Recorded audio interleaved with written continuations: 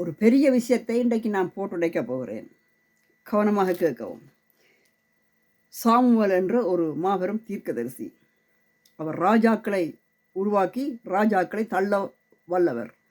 அப்படியாக கடவுளோடு தொடர்பு கொண்ட மனிதன் சாமுவேல்.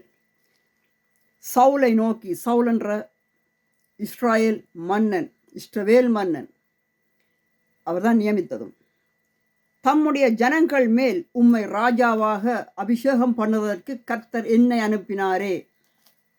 ஒரு தீர்க்கதரிசி அபிஷேகம் பண்ண வேண்டும். அப்பொழுது ஒரு ராஜா வருவான். கிறிஸ்துக்கு முன் இவ்வளவு காலங்களுக்கு முன் நடந்த கதை இப்போ நடக்கிறது. இப்போது கர்த்தருடைய வார்த்தையின் சத்தத்தை கேளும். சேனைகளின் கர்த்தர் சொல்லுவது என்னவென்றால், யாருடைய கடவுள்? சேனைகளின் கடவுள். இஸ்ரவேலர் எகிப்திலிருந்து வந்தபோது அமலேக்கு அவர்களுக்கு வழிமறித்த செய்கையை மனதிலே வைத்திருக்கிறேன். அமலேக்கு எனும் ஜாதி ஒரு ஜனக்கூட்டம் இஸ்ரவேலரை தேவனால் அனுப்பப்பட்டு கொண்டிருக்கிறார்கள். தேவனால் அவர்கள் வந்து கொண்டிருக்கிறார்கள். இந்த நேரம் இவர்கள் என்ன செய்கிறார்கள் என்றால், இவர்கள் அவர்களை வழிமறத்து அவர்களுக்கு உத்தரவு கொடுக்கிறார்கள். அவர்கள் எத்தனையோ வருடகால அடிமையிலிருந்து தேவ மனிதர்கள் வந்து கொண்டிருக்கிறார்கள். இப்போது நீ போய் அமலேக்கை மடங்கடித்து அவனுக்கு உண்டான எல்லாவற்றையும் சங்கரித்து அவன் மேல் இரக்கம் வைக்காமல் புருஷரையும் ஸ்திரிகளையும் பிள்ளைகளையும் குழந்தைகளையும் மாடுகளையும் ஆடுகளையும் ஒட்டகங்களையும் கழுதைகளையும் கொன்று போட கடவாய் என்றார் என்று சொன்னான். எப்படி இருக்கு? ஜாதிகள், சேனைகள், மக்கள் கூட்டங்கள், அதனால் உண்டாகும் யுத்தங்கள், அழிவுகள் பழைய ஏற்பாட்டிலிருந்து இன்று வரை இதுதான் நடக்கிறது. இன்று வரை இப்படியாகவே தான் நடக்கிறது. இதற்கு என்னதான் தீர்வு? எல்லா மதங்களும் கூட தங்களுடைய மதத்திற்காக இன்னொரு மதத்தை முழுமையாக அழிக்க ஆயத்தமாய் உள்ளார்கள், தெரியுமா? அப்பொழுது சவுல் இதை ஜனங்களுக்கு அறியப்படுத்தி தெலாயிமிலே அவர்களை தொகை பார்த்தான். அவர்கள் 2,00,000 காலாட்களும் ஜூதா ஜனங்கள் 14,000 பேருமாயிருந்தார்கள். இவர்கள் ஜனத்தொகை அதிகமாயிருந்தது. எங்கே ஜனத்தொகை அதிகமாயிருந்தாலோ அங்கே அவர்கள் எப்படியான காரியங்களை செய்வார்கள். அது நல்லதுக்கல்ல. அவர்களே திரும்பி அவர்களுக்குள்ளே இனம் பிரிந்து அவர்களும் அதே மாதிரி மாண்டு போவார்கள். அதனால் ஒரு ராட்சியம் நொந்து இன்னொரு ராட்சியம் ஜெயித்து இந்த பூமியில நிற்காது. சவுல் அமலேக்குடைய பட்டணத்துக்கும் வந்து பள்ளத்தாக்கிலே ஒரு பதிவுடைய வைத்தான். சவுல் கேனியரை நோக்கி, நான் அமலேக்கியரோடே உங்களையும் வாரிக்கொள்ளாத படிக்கு நீங்கள் அவர்கள் நடுவில் இருந்து புறப்பட்டு விலகி போங்கள். இஸ்ரவேல் எகிப்திலிருந்து வந்தபோது நீங்கள் அவர்கள் எல்லோருக்கும் தயவு செய்தீர்கள் என்றான். அப்படியே அது தயவு செய்த ஜனக்கூட்டம். அப்படியே கேனியர் அமலேக்கியரின் நடுவிலிருந்து விலகி போனார்கள். இல்லையென்றால் அவர்களுக்கும் இதே நிலைதான்.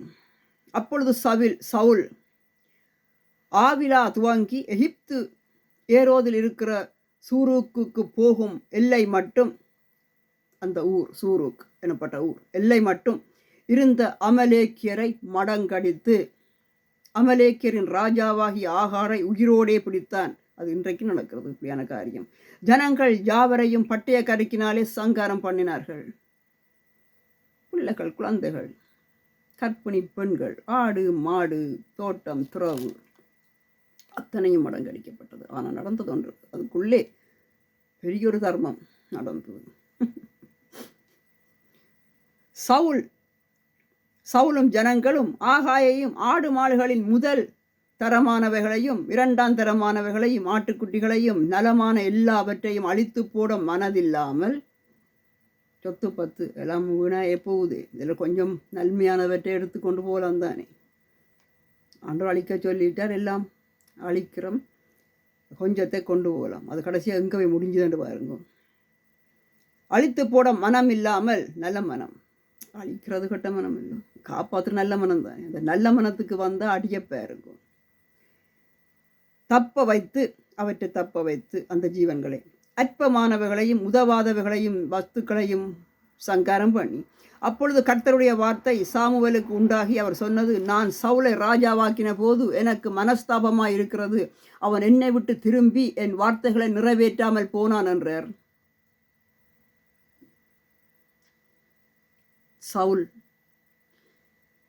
சவுலுக்கு வருது வில்லங்கம்.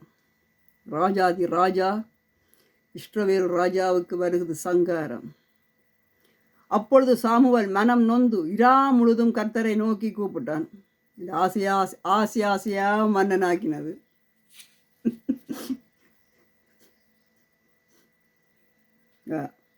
இப்போ போறார், பொட்டியை கட்ட போறார். மறுநாள் அதிகாலமே சாமுவேலை சந்திக்க போனான். அப்பொழுது சவுல் கர்மேலுக்கு வந்து தனக்கு ஒரு ஜெயஸ்தம்பம் நாட்டி பின்பு பல இடங்களில் சென்று கில்லாக்குக்கு போனான் என்று சாமுவேலுக்கு அறிவிக்கப்பட்டது. சாமுவேல் சவுலிடத்தில் போனான். சவுல் அவனை நோக்கி, நீர் கர்த்தரால் ஆசீர்வதிக்கப்பட்டவர், கர்த்தருடைய வார்த்தையை நிறைவேற்றினேன் என்றான். அதற்கு சாமுவேல், அப்படியானால் என் காதுகளில் விழுகிற ஆடு மாடுகளின் சத்தமும் எனக்கு கேட்கிற மாடுகளின் சத்தமும் என்ன என்றான். அதற்கு சவுல், அமலேக்கியரிடத்திலிருந்து அவர்களை கொண்டு வந்தார். ஜனங்கள் ஆடு மாடுகளின் நனமானவைகளை உம்முடைய தேவனாகிய கர்த்தருக்கு பலியிடும்படிக்கு கடவுளுக்கு பலி கொடுக்கறதுக்கு தான் கொண்டு வந்து நாங்கள் சொல்லி இடைச்செடுத்தானே. கேள்வி வந்துட்டு டக்கண்டு மறுமொழி சொல்ல தெரியத்தானே, அவன் புத்திசாலித்தானே கொண்டு வந்த ஆக்களுக்கு. தேவனாகிய கர்த்தருக்கு பலியிடும்படிக்கு தப்ப வைத்தார்கள், மற்றவர்களை முற்றிலும் அழித்து போட்டோம் என்றான். இதுதான் மக்களே கடவுள். இப்போ உங்களுக்கு கடவுள் கடவுள் கடவுள் கடவுளுக்கு அது கொடுத்தோம், கடவுளுக்கு பலி கொடுத்தோம், கடவுள்ன்றதுக்கு உங்களுக்கு அர்த்தம் விளங்கி விட்டதா? அர்த்தம் தெரியாமல் இருந்த மக்கள் தான் இன்றைக்கும் அதே மக்கள் தான். இதே தான் இன்றைக்கும் நடக்கிறது, இதே தான் நடக்குது.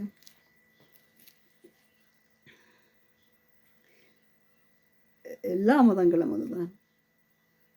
இதை விட மோசம். அப்பொழுது சாமுவேல் அந்த பேச்சை விடும், கர்த்தர் இந்த ராத்திரியிலே எனக்கு சொன்னதை உமக்கு அறிவிக்கிறேன் என்று சவுலோடே சொன்னான். அவன் சொல்லும் என்றான். அப்பொழுது சாமுவேல், நீர் உம்முடைய பார்வைக்கு சிறியவராய் இருந்தபோது அல்லவோ இஸ்ரவேல் கோத்திரங்களுக்கு தலைவனானீர். கர்த்தர் உம்மை இஸ்ரவேல் மேல் ராஜாவாக அபிஷேகம் பண்ணிவிட்டாரே. இப்பொழுதும் கர்த்தர் நீர் போய் அமலேக்கினாகிய அந்த பாவிகளை, கர்த்தருடைய பார்வைக்கு அவர்கள் பாவிகளாகி தெரிந்தது. சங்காரம் பண்ணுறதுக்கான சங்காரத்தை மறித்தார்களே, செத்தார்களே, அழிந்தது அந்த தேசம். கர்த்தருடைய பார்வையில் அந்த தேசம் பிழைக்கவில்லையே. கடவுள் எங்கேயோ இருக்கிறார். அவர்களை நிர்மூலமாக்கி தீரு மட்டும் அவர்களோட யுத்தம் பண்ணு என்று சொல்லி உம்மை அந்த வழியாய் அனுப்பினர். இப்படி இருக்க நீர் கர்த்தருடைய சொல்லை கேளாமல் கொள்ளையின் மேல் பறந்து கர்த்தருடைய பார்வைக்கு பொல்லாங்காவானதை செய்தது என்ன என்றான். அவ்வளவு பேரையும் அழிக்கச் சொன்ன கடவுள் அந்த ஆடு மாடுகளை கொள்ளை அடித்ததிலே ஆண்டவர் பிடித்து கொண்டார். பிடிக்க வேண்டியமா ஆண்டவர் பிடித்து கொண்டார். சவுல் சாமுவேலை நோக்கி, நான் கர்த்தருடைய சொல்லை கேட்டு கர்த்தர் என்னை அனுப்பின வழியாய் போய் அமலேக்கின் ராஜாவாகிய ஆகாகை கொண்டு வந்து அமலேக்கிற சங்காரம் பண்ணினேன். ஜனங்களோ உம்முடைய தேவனாகிய கர்த்தருக்கு கில்காவிலே பலியிடுகிறதற்காக கொள்ளையிலே சாபத்தீடாக்கும் ஆடு மாடுகளிலே பிரதானமானவர்களை பிடித்து கொண்டு வந்தார்கள் என்றான்.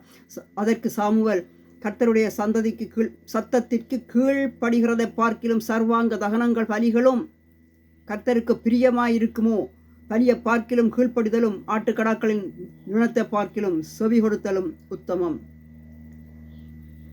இரண்டகம் பண்ணுதல் பில்லி சூனியம் பாவத்திற்கும் முரட்டாட்டுதம் பண்ணுதல் அபபக்திக்கும் விக்கிராதானைக்குரிய சகல காரியங்களும் இருக்கிறது.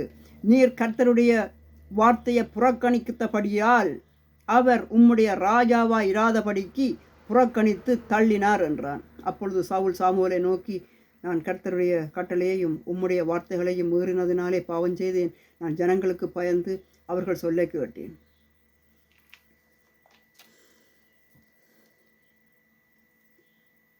பதவி போச்சு. சங்காரம் பண்ணும்போது பார்த்து கொண்டிருந்த தீர்க்கதரிசி கூடாக பார்த்து கொண்டிருந்த கடவுள் கொள்ள பொருட்களை கொண்டு வந்தபோது சேர்த்தபோது எல்லாத்தையும் சேர்த்து அவன் கையிலே வாங்கி கொண்டார். ராஜ பதவி போய்விட்டது. ராஜாவாக, அடுத்த ராஜாவாக சவுல் தேவ மனிதன் தாவீதினுடைய இயேசு கிறிஸ்துவின் சந்ததி இந்த பூமிக்கு, இயேசு கிறிஸ்து இந்த பூமிக்கு வந்த, அதாவது பேரன், எள்ளு பேரன், கொள்ளு பேரன், கொப்பாட்டன் என்று சொல்வார்கள் தானே, அப்படி 14 தலைமுறைக்கு மேலான தந்தையாகிய தாவீதை இஸ்ரவேலின் ராஜாவாக ஆண்டவர் சாமுவேல் தீர்க்கதரிசி, அதே தீர்க்கதரிசி நியமிக்க கர்த்தர் கிருபை செய்தார். அந்த தாவீதின் சந்ததியிலே தாவீது செய்த பாவம், இதே பாவ மனிதர்கள் தான் பாவத்தை மீற வல்லமை கொண்ட பரிசுத்தாவியானவர் அவர்களிடத்தில் இல்லை. இந்த மனுஷர்களுக்கு வேலை பிள்ளைப்படுறது, அப்படியாவது கல்யாணம் கட்டி பிள்ளைப்படுறது. இந்த மனுஷி கொஞ்சம் பிள்ளை பெற்றோன்னே இந்த மனுஷி பழுதா போயிடும், பழுதா போனோன்னா அடுத்த புது மனுஷி, அந்த மனுஷியும் பிள்ளைப்பெறும், அதுவும் பழுதா போயிடும், புது மனுஷி. இப்படி 9 வயசு வரைக்கும் மறுமணம் செய்து கொண்டே இருந்தாங்க. எவ்வளவு தேவ பக்தியற்ற, கடவுள் பக்தி, தேவ பண்பே இல்லாத ஜந்ததி இந்த ஜந்ததி, பழைய ஏற்பாட்டின் ஜந்ததி. இப்போ பார்த்தீங்களா, கற்பம் தரித்தலும் பிள்ளை பெறுதலும் யுத்தத்தை கொண்டு வரும். இப்போ நீங்கள் இதிலிருந்து என்னத்தை தெரிந்து கொண்டீர்கள் மக்களே? எண்ணத்திற்காக நான் இதை வாசித்தேன். இதே தாவீதினுடைய வம்சத்தில் வந்த இயேசு கிறிஸ்து சொன்னாரா, உன் சந்ததியை வள, இந்த பூமியிலே உன் சந்ததியை வளர்த்துக்கொள், நான் உன் சந்ததியை இப்படி பலப்படுத்துவேன் என்று அவர் சொல்லவில்லை. அது சொல்றது ஊழியக்காரர்கள் சொல்லுவார்கள். அதை நீங்கள் இயேசுநாதர் சொல்ல என்று சொன்னால் அவர் முதலே சொல்லியிருக்கிறார், என் பேரினாலே வந்து இப்படி அப்படி சொல்லுவார்கள், இதை கேட்பீர்களானால் அழிவீர்கள். வல்லவனுக்கு வல்லவன் வையகத்தில் உண்டு. இந்த ஜந்ததி தான் பெருத்த ஜந்ததி என்று சொல்லி நீங்கள் ஒரு ஜந்ததியை பெற்று எல்லோரும் பல்கி பெருகி நின்றால் இன்னொரு பலத்த ஜந்ததி வந்து இந்த ஜந்ததியை கண்ணுக்கு முன்பாக வாரிக்கொண்டு போகும். இதுதான் உலக வளமை. இதுதான் இன்றைக்கும் நடந்து கொண்டிருக்கிற உலகம். பழைய ஏற்பாட்டின் வழியாகவே நடக்கிறது. இயேசு கிறிஸ்து வந்து சொன்ன தவத்தின் வார்த்தையை, மனம் திரும்புதலையும் தவத்தையும் ஏற்று கொள்ளாததினால் வந்த சங்காரம் இந்த சங்காரம். இந்த சங்காரம் எல்லோர் வீட்டு வாசல்களிலும் உள்ளது தெரியுமா? இந்த இலுமினாட் எல்லாருடைய வாசல்களிலும் இருக்கிறது. அதே கொள்கை, அதே இரத்தம், அதே பிறப்பு, எல்லோர் மக்களும் அதுதான். இப்பொழுது இன்று மனம் திரும்பி இவற்றிலிருந்து, இந்த வழி தோன்றல்களில் இருந்து மனம் திரும்பி இயேசு கிறிஸ்துவனுடைய தர்ம வழியையும் மனம் திரும்புதலையும் தவத்தையும் ஏற்றுக்கொள்ளாவிட்டால் இங்கே பெயர் போகும், லிஸ்ட் இங்கே போகும். இங்கே மக்கள் அள்ளுண்டு போவார்கள்.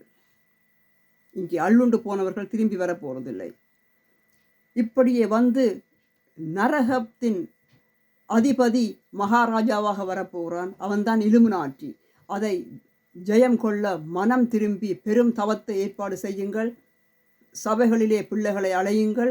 பிள்ளைகளுக்கு கட்டி கொடுப்பது வந்து பிள்ளைகளை கட்டி கொடுத்து பிள்ளைகளுக்கு பிள்ளைகளை கொண்டு வருவதற்கு காட்டி கொடுப்பதற்கு பேர் சபை அல்ல, அது சங்காரம். ஆனபடியினால் பிள்ளைகளை தேவ சகோதரர்களாக வாழ அனுமதித்து வாழ்க வளமுடன், எல்லோரும் ஒட்டி உறவாடி மன தெளிவோடும் பயபக்தியோடும் தேவ சகோதர சகோதரிகளாக மிகுந்த அன்புடனும் பரிசுத்த முத்தத்துடனும் வாழ கற்றுக்கொள்ளுங்கள். அதற்கு தடையாயிருக்கிறது ஒன்றே ஒன்று, பாலியல் மட்டும்தான். அந்த பாலியலுக்காக உங்களுடைய பரலோக ராட்சிய ஜீவனை விட்டு விடாதீர்கள். ஆண்டவர் கூட இருப்பதாக. ஆசீர்வதிக்கப்பட்ட நல்ல நாள். ஆமேன். வேதத்தை கவனமாக வாசிப்போமாக. மீண்டும் சந்திப்போம்.